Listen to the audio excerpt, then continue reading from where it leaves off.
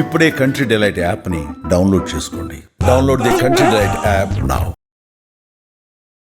దేవి దుర్గమ్మ, శ్రీదేవి దుర్గమ్మ, దేవి దుర్గమ్మ, శ్రీదేవి దుర్గమ్మ. నమస్కారం అమ్మా. నమస్తే తల్లి. దేవి నవరాత్రిలో ఈ రోజు 8వ రోజు అమ్మవారు సరస్వతి దేవి రూపంలో దర్శనమిస్తారు. విద్యకి, కళలకి, దేనికన్నా కూడా సరస్వతి అనుగ్రహం ఉంటేనే ఆ వాక్ చాతుర్యం, మాట్లాడే ఇదంతా కూడా మనకు వస్తుంటుంది. కాబట్టి మరి ఆ సరస్వతి దేవి యొక్క ఆవిర్భావం వెనుక ఉన్న కథ ఇవన్నీ కూడా తెలుసుకోవాలనుకుంటున్నాం అమ్మా. ఓం శ్రీ గురుభ్యో నమః. ఓం శ్రీ మహాగణాధిపతయే నమః. శ్రీమాత్రే నమః. ఓం ప్రణో దేవీ సరస్వతి వాజేభిర్వాజినీవతి ధీనామవిత్రియవతు. ఐం చత్వారి వాక్ పరిమితా పదాని తాని విదుర్బ్రాహ్మణ ఏ మనీషిణః గుహాత్రీణి నిహితానేంగయంతి తురీయం వాచో మనుష్యా వదంతి అని ప్రత్యేకంగా సరస్వతీదేవికి సంబంధించినటువంటి సూక్తంలో ఒక 2 ఇప్పుడు నేను చెప్పాను. సరస్వతి సూక్తమే ఉంది వేదంలో.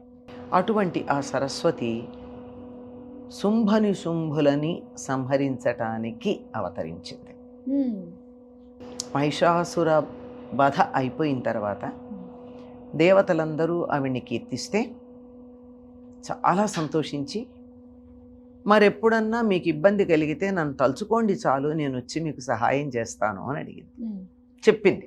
అందువల్ల శుంభులు చాలా విజృంభించి దేవతలని, ఋషులని బాధ పెడుతూ ఉన్న సందర్భంలో దేవతలందరూ అమ్మవారిని తలుచుకున్నారు. ఈ రాక్షసులందరికీ ఉన్నది ఒకటే లక్షణం కదమ్మా, ఏమిటది? ఎవ్వరి వల్ల మాకు మరణం లేకుండా ఉండాలని కోరుకుంటారు. చాలా తప్పు. మరణం లేకుండా ఉంటే సహజంగా సృష్టి ఎలా కొనసాగుతుంది? ప్రకృతికి విరుద్ధం కాదది. అయినా సరే వాళ్ళు ప్రకృతి విరుద్ధంగా కోరుకున్నారు. కోరుకుంటూ వాళ్లకుండే మరొక పెద్ద రోగం ఏమిటి అంటే ఆడవాళ్ళని చులకం చేయడం. మాకు ఎవ్వరి వల్ల మరణం లేకుండా ఉండాలని కోరుకుంటూ ఆడవాళ్ళు పర్వాలేదులే అన్నారు. అదనమాట. అంటే ఇప్పటికి కూడా గుర్తుపెట్టుకోండి, ఎవరైనా ఆడవాళ్ళని ఆఫ్టర్ ఆల్ ఫీమేల్ అన్నారు అనుకో, వాళ్ళు ఏ జాతి వాళ్ళు? రాక్షస జాతి వాళ్ళు. నేను చెప్పక్కర్లా. అవును, అంతే కదా. ఆడవాళ్ళని తక్కువగా అంచనా వేసే వాళ్ళందరూ కూడా అదే జాతికి చెందిన వాళ్ళు అవుతారు. వీళ్ళు ఈ శుంభులు ఇద్దరూ కూడా చాలా గొప్పగా పరాక్రమం కలిగిన వాళ్ళు. దానవరాజులు అయిపోయారు. దేవతల్ని బలం పెరిగిపోయింది, దేవతల్ని గెలిచారు, వాళ్ళందరినీ బాధిస్తున్నారు. అప్పుడు దేవతలందరూ తలుచుకుంటే అప్పుడు అమ్మవారు అలా హిమాలయాల్లో అలా విహారం చేస్తూ నన్ను ఎందుకు తలుచుకున్నారు అని అడిగింది. అని అడిగేటప్పటికీ వీళ్ళేదో చెప్పే లోపలే ఆవిడ శరీరం నుండి ఒక రూపం బయటకు వచ్చింది. నల్లని రూపం. దేవతలకి వెళ్ళగా వీటి మిగిలిగా తెల్లని రూపం కనపడింది. సరే, విషయం చెప్పాక సరేలేమన్నారు వాళ్ళు. అమ్మవారు సరేనంది అని, మీరు వెళ్ళండి నేను చూసుకుంటానంది అని అక్కడ అలా చాలా మరింత వయ్యారంగా, మరింత అందంగా హొయలు వగలు పోతూ తిరిగింది. ఈ శుంభుల యొక్క పరివారం ఎవరో ఒకడు చూసి వచ్చి వాళ్ళకి చెప్తారు, నీకు వరుణుడి యొక్క ఛత్రం ఉంది, దితి కుండలాలున్నాయి, ఇంద్రుడి సింహాసనం ఉంది, ఏం లాభమయ్యా? అవన్నీ కాదు, ఇంకా చాలా ఉన్నాయి, ఇవన్నీ ఉన్నా వృధా. ఒక్క స్త్రీరత్నం నీకు లేకపోయాక ఇవన్నీ పనికిరావు. అంటే వీటన్నిటికన్నా గొప్పది ఆ స్త్రీరత్నం. ఆవిడ హిమాలయాల్లో తిరుగుతోంది, తెచ్చుకో అని చెప్పారు. ఈయన సుగ్రీవుడు అనేటటువంటి మంత్రిని పంపించాడు. అంటే మంచి కంఠం గలవాడు వాడు. వెళ్ళి చాలా మర్యాదగా మాట్లాడాడు. అమ్మా, నువ్వెవరు? ఒక్కదానివి ఉన్నావు, లేదా తిరుగుతూ ఉన్నావు? మా రాజుగారు చాలా గొప్పవాడు, ఇట్లాంటి వాడు అట్లాంటి వాడు. నువ్వు కానీ ఆయన అంగీకరించావనుకో అద్భుతంగా సింహాసనం మీద కూర్చొని 3 లోకాలు పరిపాలించవచ్చు అన్నాడు. నేను విన్నానయ్యా ఆయన గొప్పవాడని, కానీ చేసింది ఏమిటంటే ఒక చిన్న పొరపాటు చేశాను. నేను నా చెలికత్తెలతో పందెం కట్టాను, యుద్ధంలో ఎవరైనా నన్ను ఓడిస్తే వాడిని పెళ్లి చేసుకుంటానని. ఏముంది, నేను ఆఫ్టర్ ఆల్ ఫీమేల్ కదా, మీ రాజుగారిని రమ్మను, నాతో యుద్ధం చేసి గెలవమను. నేను ఎందుకు వెళ్ళాలనుకున్నాడు. అనుకుని ఎవరెవరినో పంపించాడు. పంపించిన వాళ్ళందరూ సంహరించబడ్డారు. ఈయన బయలుదేరుతూ ఉంటే నిశుంభుడు అంటాడు, అన్నా నువ్వెందుకు ఎడతావు? నేను ఎడతానులే అన్నాడు. వాడు చనిపోయాడు. వాడు చనిపోయిన తర్వాత కూడా వీడికి బుద్ధి రాలే, మళ్ళీ తను వెళ్ళాడు. వెడితే వాడితో యుద్ధం చేసి సంహరించింది. ఇది కథ. సరస్వతి యొక్క అవతారం. సరస్వతి అంటే ప్రవహించే లక్షణం కలిగింది అని అర్థం. మన దగ్గర ప్రవహించే లక్షణం కలిగింది ఏముంది? వాక్కు. వాగ్ రూపంలో మనందరి దగ్గర ఉంటుంది. ఈ అమ్మవారిని గనక మనం ఆరాధించినట్టయితే ఆ సరస్వతి అంటే వాక్కు మనకి మరింతగా చక్కగా స్వచ్ఛంగా కావలసినట్టుగా మనకి లభ్యమవుతుంది. కనుక సరస్వతీ దేవిని ఆరాధించినటువంటి వారికి విద్యలన్నీ వస్తాయి. చదువుల తల్లి అని పేరు ఆవిడికి, చదువులమ్మ.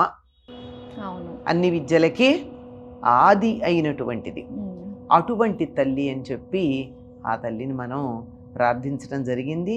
ఈవిడ ఆవిర్భవించినటువంటి సమయం మూలా నక్షత్రం ఉంది. సాధారణంగా సప్తమి కూడా తిథి ఉంటుందా, తరచుగా సప్తమి కావచ్చు, కొంచెం అటు ఇటుగా కూడా తిథులున్న మూలా నక్షత్రం. ఈ రోజున సరస్వతీదేవి యొక్క అవతారం వచ్చినటువంటి రోజుగా చెప్తారు. ఇక్కడి నుంచి త్రిపురాత్రయం అనేటటువంటి దాంట్లో 3వ భాగంగా చెప్తారు. అంటే నవరాత్రులు 9 రోజులు వచ్చే సందర్భంలో 3 3 9, చివరి 3 సరస్వతి అవతారానికి సంబంధించినవిగా చెప్తారు. ఈరోజు సరస్వతి ఉంటుంది, ఆ తరువాతి రోజు దుర్గ ఉంటుంది, ఆ తరువాతి రోజు మహిషాసురమర్దని ఉంటుంది. ఈ త్రిపురాత్రయంలో మిగిలినటువంటి 3 రోజులకి ప్రారంభం ఇది ఇక్కడ మొదలవుతోంది. సాధారణంగా 9 రోజులు దీక్ష వహించే వాళ్ళు వహిస్తారు. ఏ కారణంగాన వీలు కాకపోతే తర్వాత 3 రోజులు అయిపోయాక 6 రోజుల దీక్ష 7వ రోజుతో పూర్తవుతుంది. అది కుదరకపోతే కనీసం ఈ 3 రోజులైనా దీక్ష వహించి అమ్మవారి పూజలు చేసుకునే వాళ్ళకి ఇది మొదలు. ప్రవాహశీలంగా అందరిలోనూ ఉండి ఇక్కడి నుంచి అక్కడికి ప్రవహించి వస్తోంది. నేను మాట్లాడుతున్నాను, ఆ మాట నీ దగ్గరికి ఎలా వస్తోంది? గాలిలో ఇలా అలల రూపంలో ప్రవహించి వస్తోంది. అలా వచ్చేటటువంటిది ఈవిడికి హంస వాహనంగా ఉంటుంది అని చెప్తారు. అలానే శ్వేతవర్ణం సరస్వతికి సూచిస్తూ ఉంటారు. ఇది ఏ రకంగా అమ్మా? జ్ఞానం ఎప్పుడు తెల్లగా ఉంటుంది గనక ఈవిడ తెల్లగా ఉన్నట్టుగా మనకి చెప్పబడింది. కానీ నీలా సరస్వతి ఉంది, ఎర్రని సరస్వతి ఉంది, 7 రకాలైనటువంటి సరస్వతి రూపాలు మనకు కనపడుతూ ఉంటాయి. అందులో ఇన్ని రకాలు ఉంటాయి అన్నమాట. అందులో ఎక్కువగా తెల్లగా ఉంటుంది. అంటే జ్ఞానం ఎప్పుడు తెల్లగా ఉంటుంది, స్వచ్ఛంగా ఉంటుంది అనేటటువంటి ఉద్దేశంతో మనకి ఆవిడ తెల్లగా ఉంటుందని చెప్పడం ఉంది.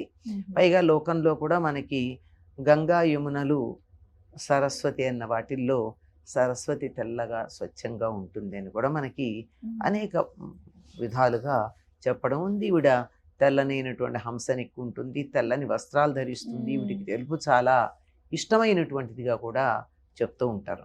ఈవిడిలా ఆవిర్భవించడంతో పాటుగా మనకి దేవీ భాగవతంలో ఉన్న ప్రకృతి ఖండంలో మొట్టమొదట ఆవిర్భవించిన 5 శక్తుల్లోనూ సరస్వతి శక్తి కూడా ఒకటి. అక్కడ ఆవిడ పూర్తిగా తెల్లగా ఉంటుంది. ఓకే, చాలా సంతోషం అమ్మా. సరస్వతీదేవి యొక్క ఆవిర్భావం గురించి, ప్రవాహము, సో ఏదన్నా కూడా వాక్కు ద్వారానే ఒకరి నుంచి ఒకరికి వెళ్తుంది. అలాంటి ప్రతి ఒక్కరికి కూడా వాక్కు శుద్ధిగా స్వచ్ఛంగా ఉన్నట్లయితే ఎక్కడ గొడవలు లేకుండా చక్కగా అందరూ సంతోషంగా ఉంటారు. చాలా చక్కటి విషయాలు మాకు తెలియజేసినందుకు ధన్యవాదాలు. నమస్తే అమ్మా. సర్వమంగళ మాంగళ్యే శివే సర్వార్థ సాధికి శరణ్యే త్ర్యంబకే గౌరీ నారాయణి నమోస్తుతే. స్వస్తి.